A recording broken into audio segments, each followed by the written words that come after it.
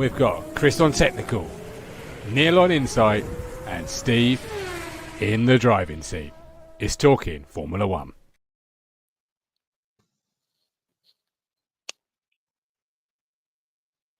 Good start, this. Yeah, we're professionals at this. Hi, welcome to Talking Formula One with Steve, Neil, and Chris. How you doing, chaps? Brilliant. That was a surprise. He wasn't there to start with, and now look, he appears. Oh, we've got him here from minute one and all over the Start screen. calling him well. Joe Hendry. Wow, bloody hell. Well, there we go. Good week, chaps. Enjoying the sleet / rain. Yeah, absolutely. It is miserable out there, and it's nice and cold and dark and sleety and horrible. Love this time of year. Well, somewhere that isn't sleety and horrible, but has been raining out of a lot, is Las Vegas, of course, where Formula One heads this weekend. Will you be up at whatever crazy early time it is to watch that, or are you going to be sleeping that one out for the practice sessions? What time is it? I think it's like half midnight or something. What do you mean now? Oh, deal. I'll be watching it. I don't need to know what the time is now. I need to know what time the events are at. Let's have a little check, because it's certainly something, or it's certainly a time frame that isn't friendly. Practice 1 is at midnight. Practice 2 is like 3:30 tonight, this morning. Oof. Yeah, 4 o'clock for FP2, so I'll have missed that one. Practice 3, Saturday morning at midnight. Qualifying at 4, race at 4. But it's got potential to be potentially a bit of a title decider, isn't it, this weekend, depending on how things are going? Are you anticipating some strong competition? Yeah. I reckon it'll be Lando win the championship, really. Can he do it this weekend? Yeah, Piastri will bin it. Turn 1. Yeah. Obviously, he's not. He can't mathematically do it, can he? You can't mathematically. No, I think this weekend will be hard for Piastri. Yeah, he needs a DNF for Lando, doesn't he? That's really what he needs, really, to get himself right back in there. This is make or break, isn't it? The only problem with a DNF for Lando, if Piastri doesn't win, it really brings Max back into the silliness, really, doesn't it? I don't want to. A lot of potential to be thrown up here this weekend. Yeah, it's definitely. I think it's make or break for Piastri, because he's dropped. He's now a good few points behind Lando. Obviously, still in the title fight. Max not too far behind him, and this, with how his form has been, we've discussed it at length in previous shows. And I think we've said it for the past few weekends that it's sort of make or break now for Oscar, that he needs to find this turn of form, and he's just not done it. So, are you expecting any different this weekend, or do you think it's going to be another struggle from him? I'm hoping Piastri turns up for once, because the last few races has been terrible. I don't know how this weekend's going to go, because it's going to be cold, really. It's going to be it's going to be, mid to late teens, I think, on Sunday. Okay. Which, Mercedes will be happy, because that's kind of their working window. But is this a low grip circuit? Yeah, it will be, because it doesn't get raced on, does it? It's all car traffic for all. Is it supposed to be the low grip circuits that Piastri struggles on? Yeah, he does. A little bit of knowledge there now. Very good. He does, yeah. I reckon he will struggle. I really do think he will struggle. I think, and also street circuits seem to be a little bit of a kicker for him. Yeah, Lando seems very, very adept at a street circuit. You think Monaco? Yeah, he's been a bit of a specialist, hasn't he, at the street circuits? But this one, it's with the low grip, cooler temperatures. Mercedes, who have gone well there in the past, it was a 1-2 last year, wasn't it? I think Russell and Hamilton. Hamilton should have won it. He didn't qualify properly, did he? He was he's rapid in the race. Yeah, smashing it. I remember that was brilliant to watch. Mercedes go well here. Ferrari, what are they like on the lower downforce circuits? Is this one of their stronger ones, do you reckon, or a bit of a weakness for them? For them, it's always how low they can get the car. Yeah. Smooth surface, isn't it, in Vegas? Am I thinking that right? Yeah, the surface is all right, but you just don't know with Ferrari. Ferrari are just a weird one, aren't they? They haven't, to be fair, this season they haven't really been that quick all season, have they? But they're qualifying. Charles throws one out there, throws a curveball. Yeah. But Vegas you can overtake, can't you? You've got the long straight. It's not a Singapore or anything like that, is it? No. I was so conflicted because I really wanted to hate it because of how cheesy it was and how over the top all the build up was and all that. But the races have actually been quite decent, to be fair. We've had some good battles up and down the field. Yeah, I don't think we'll be there much longer. If I'm honest, I don't think we'll be racing there much longer. I think it will be a quick 3-4 years. Thank you very much. Off you trot. The locals hate it in terms of the way it, and so yeah, I don't think it's going to be long termer. No, I can see your point on that one. Logistically, it must be a nightmare, like even worse than Monaco. Yeah, so yeah, like the locals. F1, it costs F1 an absolute fortune to host it, don't they? Because F1 pay for it, don't they? That's how they got it. Most circuits have to pay for the Grand Prix, but I think Vegas F1 pay to have it there. So because it's still a commercial, isn't it? I mean, you think Vegas is the commercial side of it. I think they make their money back in certain areas, but it doesn't always strike me as Vegas because it's only the pit complex, which is a small bit of the circuit that's permanent. It's quite an easy give up and go because I think the contract's only to 28 or 29. Okay, so you don't think we're going to be racing much past that, if at all? You think of how many circuits we've got knocking back at the door? They're still trying to find a home for Kehlani. Portimao want to get back on there. Imola want to come back. Spa, Zandvoort. There's loads, and they're only going to do 24 races. And losing Spa to a rotational thing is just appalling. I generally think 10 to 12 races will be on a rotational. You'll have the sort of the base few, won't you? The ones that you can't rotate. Your likes of Silverstone, probably Monaco. But yeah, there's so many, and you've got so many great circuits. You've got to lose one or two. Which ones do you choose? There's a lot of the European ones just can't afford it. And it is amazing. That's why we've got the Germans. The Germans can't afford it, yeah.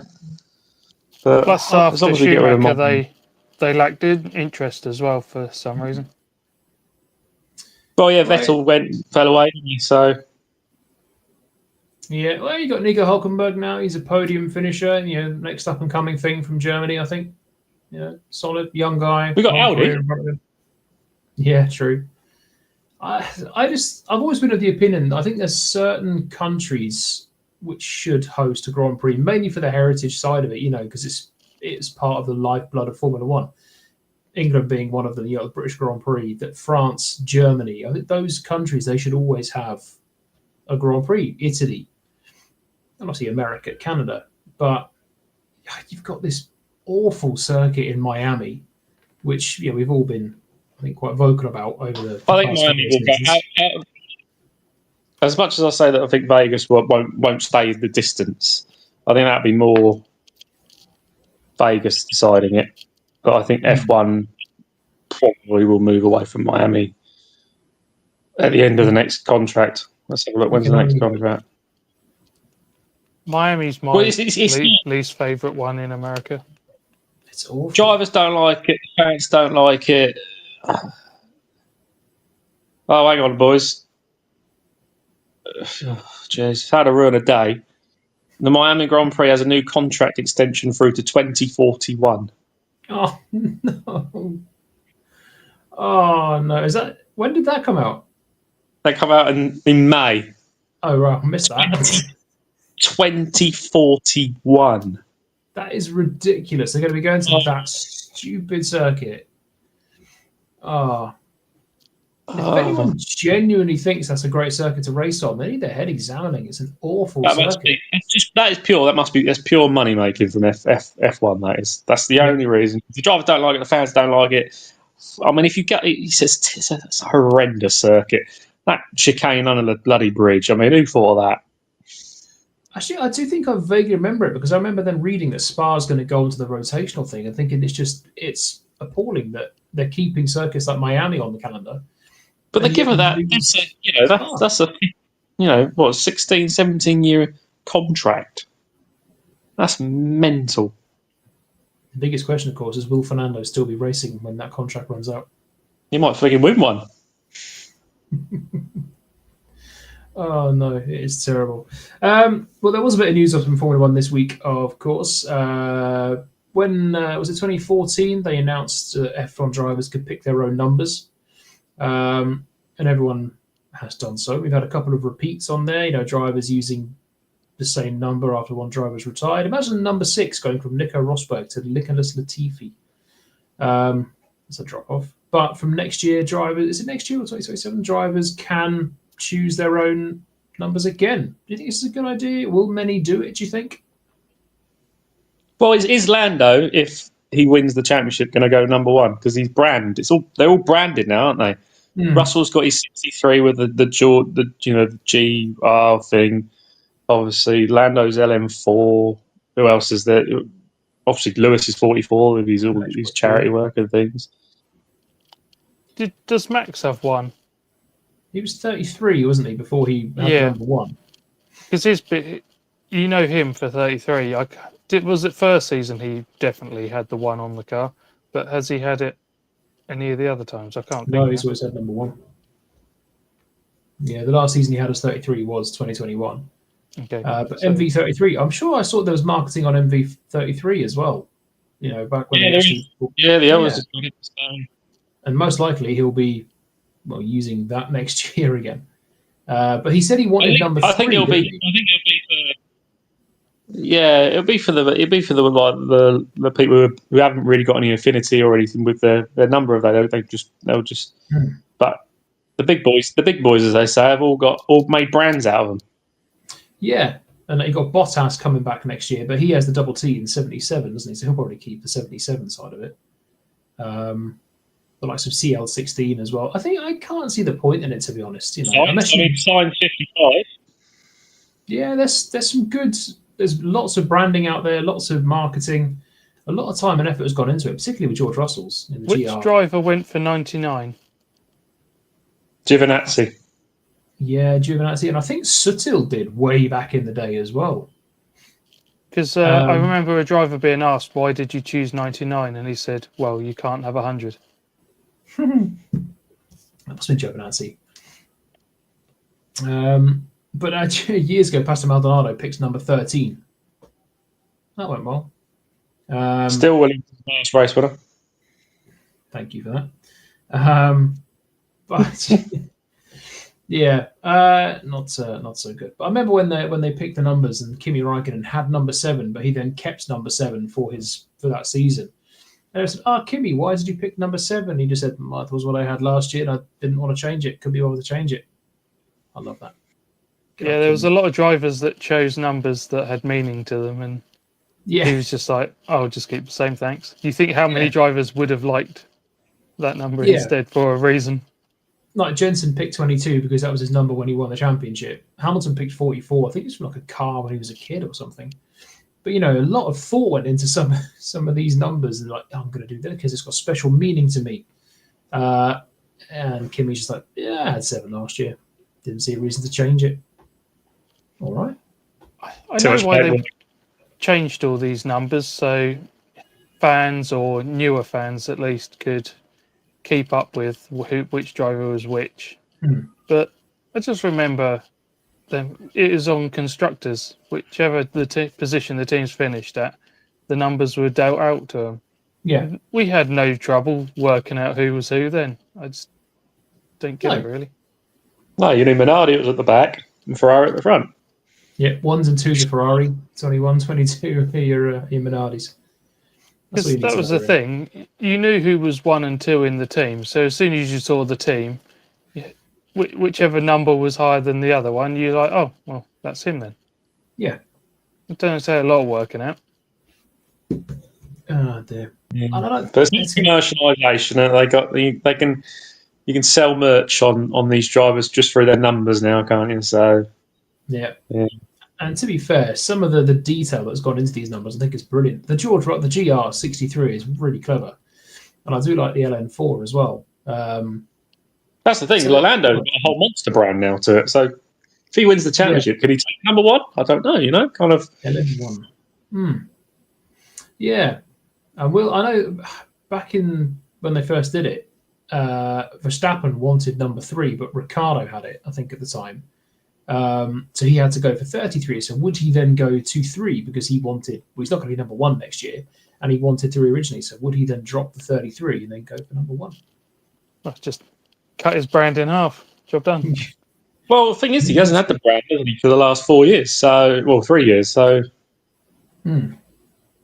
he could probably change that quite easily because he's not had it for a while. Yeah. Well, it will be interesting to see who he decides to change. I think, like I say, Fernando Alonso should do his age, but yeah, like you said, they don't go up to 100, so he's going to have to stick with something a little bit smaller. Bless him. Has Jensen retired the 22 as his stopped racing? Sonoda is 22, I think. Is it? Yeah. How well I'm keeping up with what Sonoda's doing. That'll be available next year, won't it? Because he won't be on the grid. Yeah, that's a free number. I think the only one that is never going to be up for grabs is going to be number 1, obviously, and number 17, because that was retired, wasn't it, with Joe Bianchi all those years ago. Yeah. But yeah, 22 is free next year. That's fine. Do you really think Yuki's off the grid? Yeah, But the team have come out and Where's he come going to out go? and said that he's doing good enough to keep his seat. I don't know. Apart from a couple of decent performances here and there, he's always anonymous. I mean, look at Max. He went from the pit lane to P3 in Brazil. He's got no skin in the game now, has he? Honda aren't part of Red Bull. No. That was his saving grace. His performances don't warrant an F1 seat, unfortunately. It did in the RB, but unfortunately, Hadjar's proved that he's capable, and they'll probably give Lawson another season, I think, after the last 3-4 races. He's improved. So the problem is, like you say, Yuki now. It's hard to say whether he would have continued his season and been better than Hadjar because of the good season Hadjar's had. Yeah, the thing with Yuki is you can never conclusively go Yuki was so much better than that driver. So, last season with Ricciardo and Lawson, it wasn't so much better than him. The previous people that have had him as his teammates, he's never been smashing them up every week. Bar Honda paying extra money for Red Bull to, move him up. I thought Red Bull themselves were quite happy to keep him in the B team because he was a good benchmark against.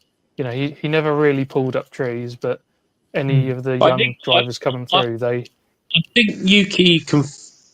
It took Yuki to confirm to them that they just have to accept that they're not going to get a driver anywhere near Max. I think they thought it was the drivers with, Lawson was too soon, Alex Albon probably was too soon as well, etc. But I think they realised after Yuki, who'd been in F1 for so many years, was regarded as a good driver, has literally got nowhere near him. Get Fernando in that car. If he can't do anything with it. Fernando drives like Max. He likes it very, very, very, very responsive on the front end. So he probably can drive it like Max. Can you imagine Max and Fernando in the team? Oof, that would be a volatile relationship, I think. Oof. Yeah. It'd be brilliant. But has Fernando really changed his style? I remember in his early days, he used to always turn in early and just let the tyres scrub. I don't think you can do that now with the overheating of the tyres. I think you have to nurse them in, don't you? You can't you'll just overheat them if you just do what he used to do. I know what you're talking about now, is he used to literally turn and it'll be like a second before the actual car moves. Yeah. Yeah, he used to just turn the wheel and wait for the turn to happen. Yeah, We're talking Very years quickly. ago. That was back in the groove tyres days. that was in the back in the old R26 days, Yep. What a which car. is now coming back next year. It's coming back next year for the Audi, isn't it? R26. Oh. That's what they're calling the Audi next year, R26. Oh yeah, they had one of their events, didn't they? Is that the livery or is that a little teaser, do you think? Well, I don't know why everyone. I don't know why everyone said that the original livery they done was now a has-been thing. It's a bit of a whatever, and this new thing was something amazing. I think completely the opposite. You could quite easily tell what you can probably guess. That probably is near enough what Audi's livery will be, because you look at their world endurance cars, you look at their rally cars, they're all very similar. Silver with the red and black. They're not going to go away from that. It's going to be a pretty car. With those colour schemes, or that colour scheme, it's going to be a pretty Would car. it be shown on TV bit at the back? I don't know. Well, you got that and the Cadillac as well. I always think that because in all the breaks you get an Audi advert. I'm guessing as soon as they make it on the grid, them adverts will stop. Because surely they can't be showing allegiance to any of the teams. Buy an Audi. Where do they qualify? Like, oh, shit. Don't buy an Audi. No, we're nothing to do with this. No. Buy a VW. No, same thing. Oh, crap. Buy a Cadillac. They're even slower than us. Aren't there still rumours of Renault being bought out or sold off, that sort of thing? I've lost track of what's happening with that team now, to be honest. I think Renault is still in. They're in it for the next couple of years. As but much I think as the you big can be by not making your own engines. I think the deal breaker probably was getting rid of the expense, which was developing and building those engines. I think you can cover off. On that note, what do you reckon the Audi's going to be like? Because I know all the teams are making fresh engines, but to come into it as blind as they have, do you think how Honda was initially?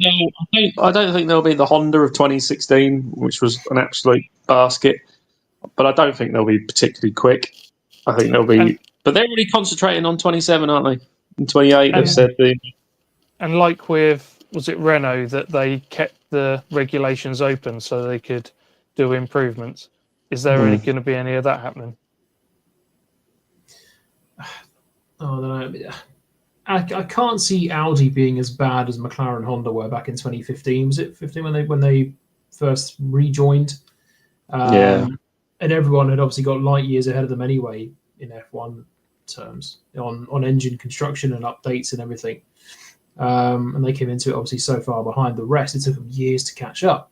Now they have. It's an incredible package. I don't think they're going to be that bad.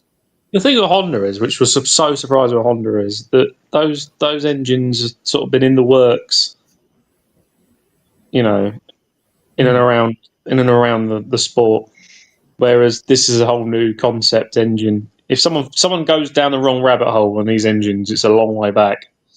That's why I feel you feel like there's a general blueprint that all the engine manufacturers have got, and then they try and tweak it from there. Yeah, because we've got Ford as well, haven't we, next year? Because you got Mercedes, they ended up having the Hot V, didn't they, by having the split turbo through the centre of the V, didn't they? And then a few teams followed. I'm not sure Ferrari ever did. That doesn't surprise me. No, we don't want to do that. That's a good thing. No, we're not doing that. No, Ferrari do their own thing, and then that's probably why they're not winning so much, is because they think outside a completely different world, not a box. Well, no, it's because the drivers talk too much. Let's just focus more on driving. That's what the chairman said. Well, they've all obviously had their PR meeting where they've all doubled down on it, haven't they, in the old drivers thing today. Oh no! Charlie Leclerc was like, "Oh no, I spoke to John. It was just be a pep talk. It was nothing like that." And Lewis was like, "Oh, I like it when people show a bit of passion." They've all had their PR meeting. Oh, I hate that. Just come out and say no. He was out of order. He was out of line. Yeah, he was. I'd rather they just say I'm not going to talk about it, because then that they're pissed off. Yeah, it's not. I don't want to say anything.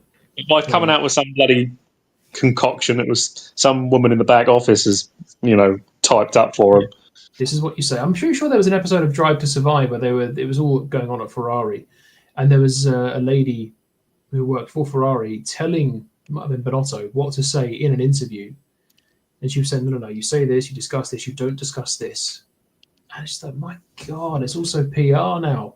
You wouldn't have had that back in the days of, Mark Webber, Kimi Räikkönen. Imagine James Hunt having to go along with that. I don't think Kimi would have stayed around long enough to care to get a trained on it.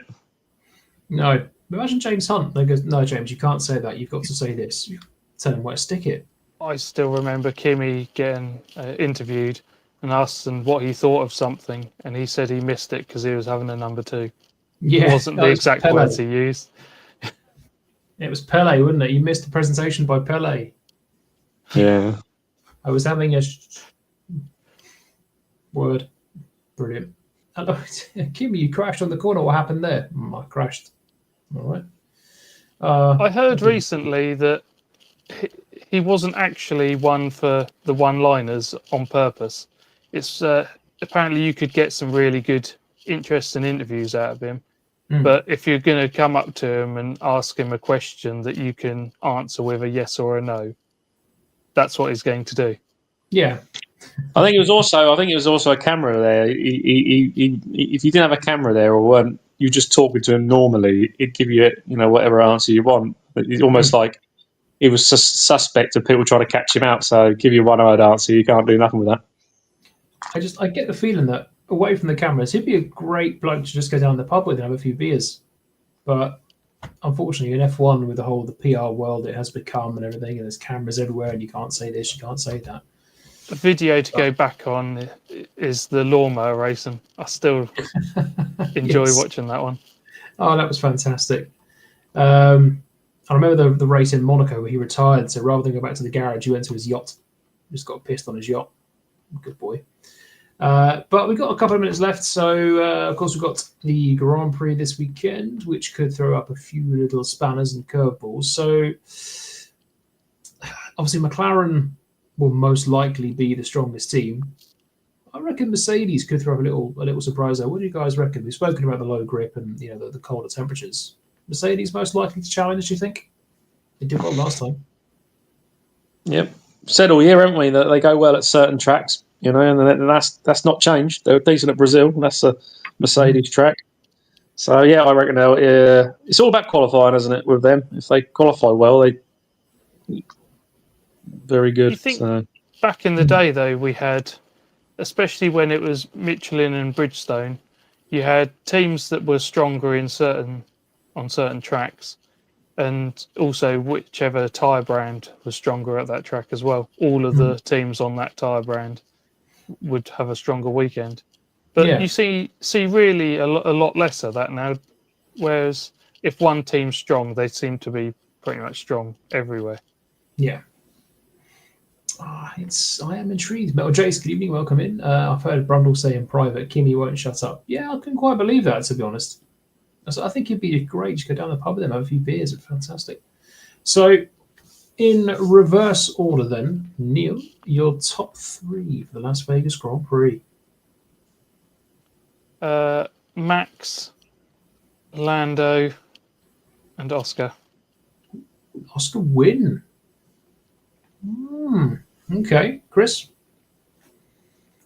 Lando, Max, Russell. Is it a Russell win or a Russell third? Russell third. I can't make him win. Interesting. Okay, nice little bit of diversity there. I quite like that. Oscar third, Charles Leclerc second, Lando win. I think Red Bull might struggle a little bit this weekend. But no, I've said that. Max will probably blow them all away, run away with it, because he won the first one there, didn't he? And then George won last year. So yeah. Oh, Charles Leclerc overtook Perez in the second from last corner, didn't he? Yeah. Oh God, yeah. Thing is, we all know that Red Bull could be the 6th slowest or 6th fastest car, and Max being Max, he'll still get it on the podium. Yeah, and you can't even tell from practice if that's the case, because how many times is he slow as a dull dog in practice? and then come qualifying, he's rapid. He'll be complaining about whatever the engine's doing, or if it's not turning as he wants, balance That's is got wrong. to be code. Every time I hear that, when he's upshift, downshift, I think that's code. Because you can't have that many engine troubles for a bloke and never have an engine failure. No. Did you hear about McLaren being interested about this engine swap by them, and whether it's going to be covered as a free engine, or whether they'll have to pay for it out of the cost cap? Yeah. No. I don't know if it's McLaren trying to eye something up themselves, or whether it's trying to sort out the budget for Red Bull and making them not be able to spend as much for the season coming. Keep an eye on that. Interesting. Well, I think that brings us to the end of. Oh, yeah. There's one thing, actually, that I remember is old. There's no chance Felipe Massa will be a world champion. Oh, no, that's been updated, isn't it? Yeah. I just saw a headline. I didn't know. Will he get some money or something off Bernie? Yeah, so he can sue like the FIA and Bernie or something for damages or whatever, but the judge threw out the case for altering the 2008 championship. He can get 64 million. But he can't be a world champion. Nope. Just imagine that. Which I think from his interview with Brundle on the grid at Brazil, I think he'd rather be the world champion than the money. So I think so. Yeah, I think he wants recognition that over the years of his losses of not being considered a world champion, I think that's where his opinion lied. So he was a world champion in my heart. He was a world champion for half a lap. He was. Thank you, T-Mobile. Poor Felipe. Right, well, that brings us to the end of our little show this week. So we'll be back next week, of course, Wednesday, most likely, at 7:15. So do join us then. We are on social media as well, so you can give us a follow at Talking F1 Fans, X and all that good stuff. So feel free to drop us a follow, subscribe on the YouTubes, keep up to date with everything. So enjoy the race. It's a very, very early one. So I'm working this Sunday, so I'll be up at 4 to watch the race, and then I'll be working. So it'll be a nice long day. Have a great week. Enjoy the race. I have been Steve. He has been Neil, Chris. We'll see you next week. Cheers.